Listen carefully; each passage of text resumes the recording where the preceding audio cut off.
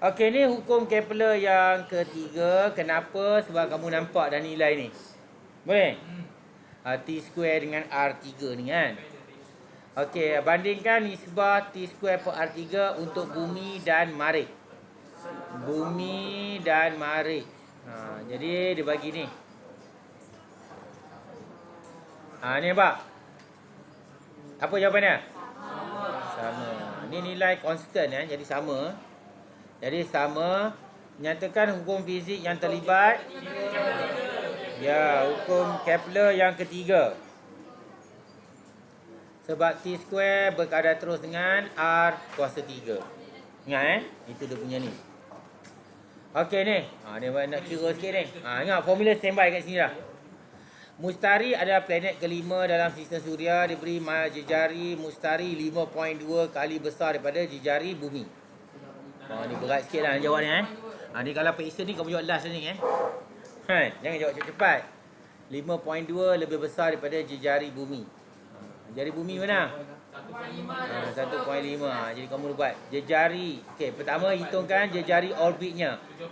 Darab je lah Jadi jejari Mustari adalah 5.2 darab jejari bumi. Darab je lah. Ya, kita dapat 7.8 ni.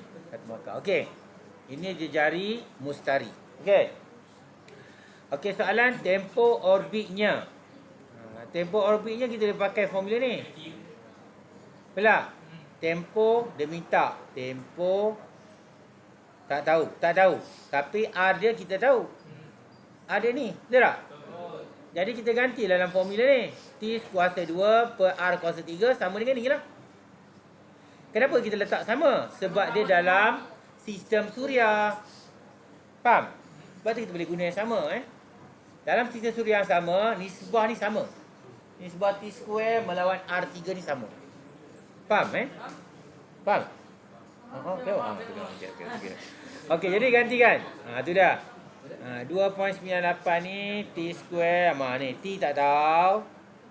Tapi R tahu yang ni. Betul tak? Gantikan. Dapat 2.98. Jangan lupa tu darab dengan kuasa 3. Kenapa kuasa 3? R kuasa 3. Jadi dapat jawapan 3.76.